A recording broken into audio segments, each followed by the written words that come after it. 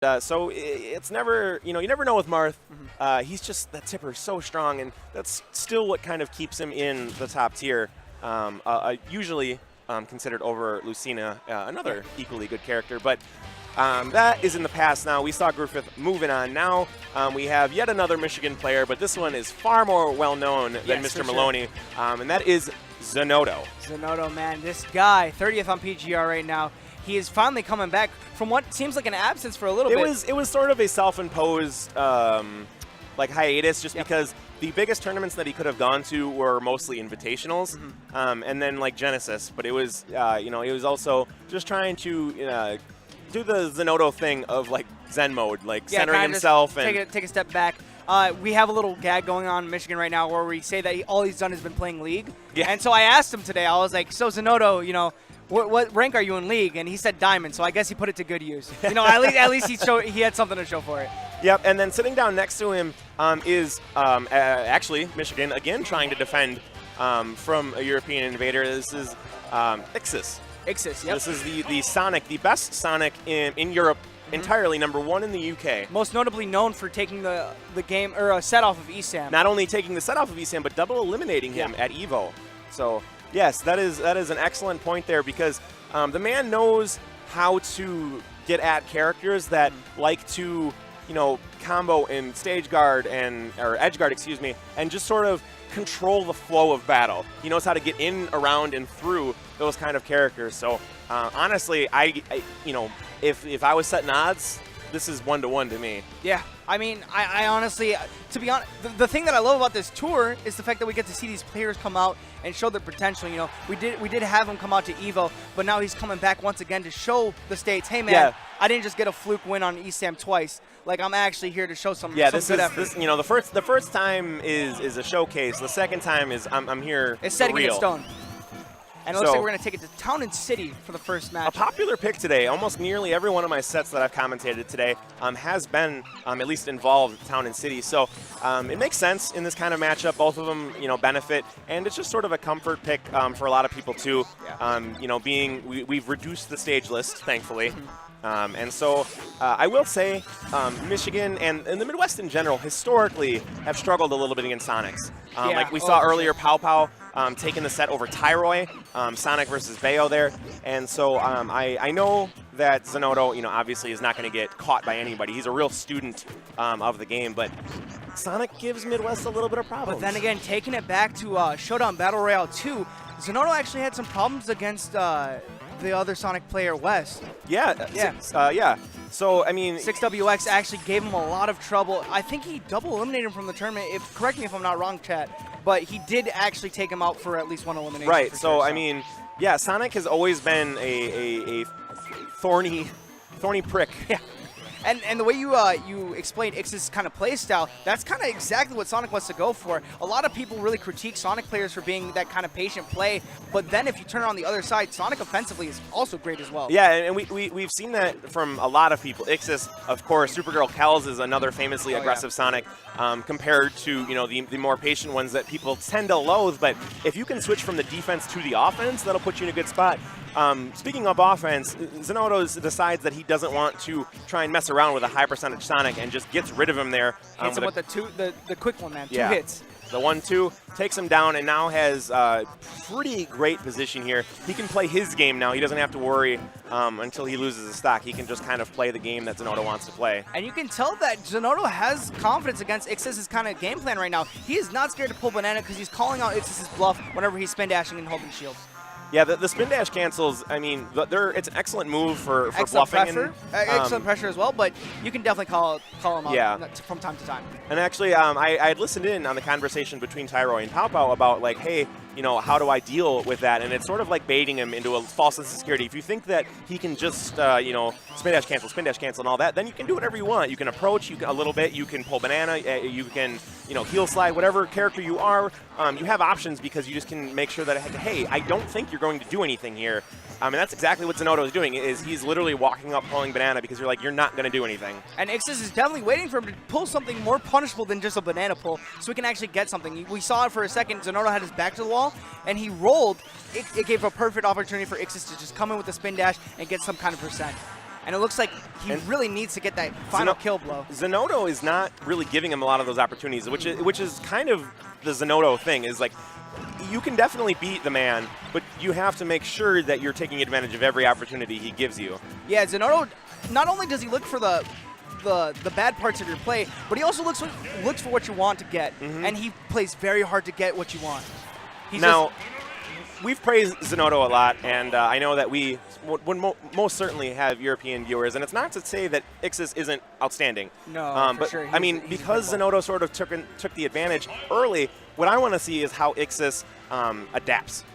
He is an extremely dynamic player. He can go, like I said, from aggressive to defensive and all that. I just really want to see how he deals with Zinoto seemingly knowing what he's going to do before he even does it. Yeah, it definitely comes down to that one moment where Zinoto just kind of throws that one punishable move, and I want to see what Ixis can really do whenever he turns on that aggro switch. I want to see how much percent he can get, or how he's going to be able to close the stock. We did see before that he was trying to two-frame Zinoto on his recovery. Maybe that might come into play now once we go back to Town and City. Oh, and I mean, maybe it could be banana control too, because Zinoto is one of the kings. I mean, obviously Zero, but he is out of the game right now. He actually will be wrapping up top 8 for us a little bit later. But Zinoto is one of the most absolutely deadly players with a banana in his hand. I mean, most Diddies are of course more deadly, but he just knows how to take it to the limit. For sure, and not to discredit how good he is with banana, but I feel like he might be a little bit too dependent with banana sometimes. Exactly. So maybe Ixis might see that and be able to see the flaw in his Ixis gameplay. early on took banana from him, and that's how he started to get his damage. So sure. I think if Ixis continues the plan of trying to steal or at least neutralize banana, he could really turn this around and put Zinoto on his back foot. And maybe the adaptation that might come into play is that Ixis might realize that he's not going to need to spin dash cancel to get in. And it looks like he's doing that. You know, he's kind of running in, holding shield, but he's not spin dashing as much anymore. And I like what he's doing here. He's actually holding the banana entirely because he knows that his main move, the spin dash, as all Sonics are wont to use, doesn't require you throwing the banana away. It's a B move, so you can keep that banana in your hand. And that prevents Zinoto from having any access to it, which is important for his gameplay. Yep, and you saw right there, once again, Ixis just trying to get this banana as soon as possible. This time Zinoto has banana in hand. Let's see if he can use it to good use, maybe take a stock. That'll be really bad for Ixis, though. Right there, though, he threw it against shield, and Ixis, in an attempt to punish the throw, ended up getting tilted there, and tilted as in the move. Yeah. And because of that, is eating damage that he otherwise did not need to take. And it looks like right there, Ixis actually got what he wanted in that second interaction. He's trying to power shield the banana so he can get jabs out to punish, right, which is very smart, but that's also, you know, very high risk, high reward situation there. Because once Diddy has a banana slip, then he goes for the up smash. And that was more or less pure luck there, because it was a sort of an errant hit on the first hit of up smash, sent him away. So Ixis stared in the face of death right there and lives one more time. So we will see if that is a linchpin to his success, see if he can take game 2. And it looks like we're seeing a little bit of adaptation coming from Zinoto. He's actually crawling with his back turned to Ixis so he can pull the banana at any time. It looks like it's going to be like a little bit of a bait. Maybe Ixis wants to come in. Also, it gives him access to short hop air, too, immediately. Exactly. He doesn't have to even worry about doing the reverse. And it looks like finally Ixis is going to take the stock. He's actually in the lead. Yes. 136. Don't know for how long. And, you know, Hot and Ready, I really felt like it might take more than one match for the commentator's curse to find you and inflict upon players, but there it was. It comes as soon as possible, man. It's like if you watch The Flash, it's like the Black Flash coming for you. The second you use your speed, there it is, and there went Ixis. But again, he's in good position here. Finally took the stock first, has been getting more damage. You know, it was like 77 to 160 or 150 or so, you know, in the first set. And he definitely brought that back. You saw him throw the banana on the floor. The reason he did that is so whenever he throws it again for the second time, it'll disappear. Very smart from him, because then he can use it in an advantageous position, and then if he misses, well, then the banana's gone, and it's reset. Yeah, that's a brilliant observation, Hot and Ready. And if he can keep doing that, you know, he's in a really good spot. But one thing that he has to make sure of is now that he's sort of found the strategy of keeping banana out of Zinoto's hands, that he doesn't overextend trying to do that, because then Zinoto, too smart of a player, he will know that, like, oh, he's going to go for banana here and here and here, and then it's just back air, down tilt, forward smash. And to actually, you know, pay attention to another Diddy Kong from the Midwest, that's something that JJ Rockets goes for. He will throw the banana and then completely run away from it, just as a bait to see what you're going to do with banana. He's like, go ahead, do it, do it. I dare you. I dare you. Dog dare you. But it looks like right now he's just going to use banana on that ledge. There's the ledge trap right there. And great up B. Excellent up B to get out of danger there. I was really concerned because that was a dangerous spot, and he just did probably the only safe, smart move that he could have done there. Not going to be enough there, and still in a good spot. I mean, it depends what he does next. Unfortunately, tried to challenge the banana and just did not work. Tracks, man. He went full speed, but that banana peel stopped him completely, getting the down tilt to up smash conversion. That was like when you see those tests on YouTube of like the giant like Mack trucks, and then they show the Ballards that like pop up, like yeah, hey, yeah, it just stops him, and just boom, no matter what. Just instantly destroyed all of his aggression. So Ixis finds himself in quite the hole here. Yep. Is down 0-2 in a best-of-5 set. Both of these games have been on Town and City. Let's see if there's any sort of adjustment here. No, there is not. Just going to run it all the way. Pick, yeah. Or this is definitely a comfort pick, I should say. Ixis feels like this is more so just him trying to adapt, and we've been seeing adaptation. It's not like we're seeing a repeat of what happened the last 2 games. We are definitely seeing Ixis just trying to prod and poke. Prod and poke. Thank you. Yeah, don't worry, buddy. I'm picking up what you're putting down. And he's trying to see what works and what doesn't work, and I feel like he might finally find his grasp in this game 3. It's sort of like he's done all the experimenting now. Right. He's figured out what the strengths and weaknesses are. Now he's got to sort of enact the plan. Theory crafting's done. It's time to just go in and see what works, man. It's just time to hope that something will stick. So, I mean, what we saw that did not work in game 1 is that he didn't go for banana at all, and did a lot of spin dash canceling. Zinoto called him out, and you just used banana to kill him. Then Ixis really kind of took advantage by controlling the banana, and then Zinoto's like, well, fine, I can beat you up without it too. Right. Watch you overcommit. So now it's just sort of going to be a guessing game. Yeah, it's just like a kind of hot-cold game. Now Ixis can kind of implement that spin dash shield cancel, because now we really don't know if he's going to go for banana or not. It's going to kind of bait Zinoto. Maybe Zinoto's going to overextend. It's just kind of who's going to mess up first and who's going to get the best punish. And it looks like right now Zinoto is going to be the first player, seeing as he has Ixis at 82%. And this actually kind of reminds me of a set that I commentated at the first Frostbite between Zinoto and, oh my gosh, Japanese Sonic, now Cloud.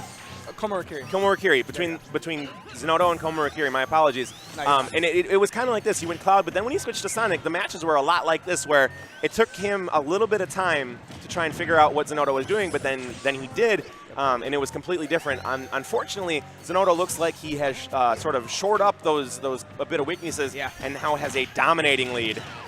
As I was saying, you know, Zinoto is very hard. He plays hard to get whenever it comes to what Ixis wants, but now he's just finding the holes in his play, the flaws, and he's just punishing them so hard. I love that down tilt to forward air. Great reaction, knowing that he was out of the percent for the down tilt up smash. And it puts him off stage. It lets Zinoto pull a fresh banana if he wants to. It lets him set up any sort of edge guard he wants. Yeah, Diddy just going from one confirmed to the next.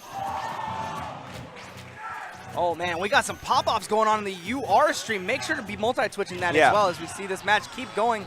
Zinoto at a healthy 27% with his 2 stocks. He is definitely chilling right now. Banana in hand, ready to push that aggression, or not that aggression, but that advantage onto Ixis. Right, and I mean, when you're at 27% on your first stock, you have your entire range of offense and defense available to you. You can literally do whatever you want. It's going to be up to Ixis to sort of force Zinoto into a game plan here, because as it stands, you know, he can do playing Zinoto's game. Yeah, he can do anything from, you know, banana pressure to grab pressure to even just trying to time the man out. Like, anything is available to him. So if Ixis can, you know, put on some damage and get this stock, maybe even get some sort of gimp, a footstool, a spike, anything like that. I've seen crazier things happen from Sonic players. They have, you know, their bag of tricks goes deep.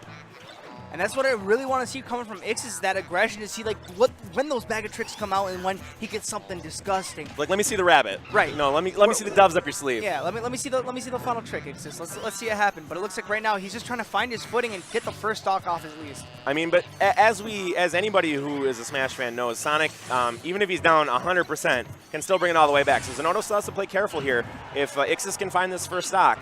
And it looks like Ixis is definitely going to want to try to take his time on this, but right now we have less than 2 minutes and 30 seconds, so he's kind of pressed for time as well. Right, yeah, we're under halfway through the match, and that only helps Zinoto out. Yep, there's the back throw. Oh, no, not great quite. DI. Yeah, that is about as close it. as you can get. Great DI. You know, and it's like you still have to try it, because it may be. Yep.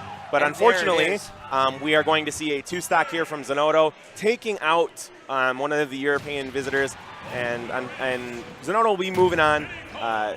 not saying that everybody would have picked it, but if you were only sort of a casual fan, Zinoto seems like the safer pick there. But Ixis did some good things, just didn't do them quite enough, or didn't stop Zinoto from doing his good things either.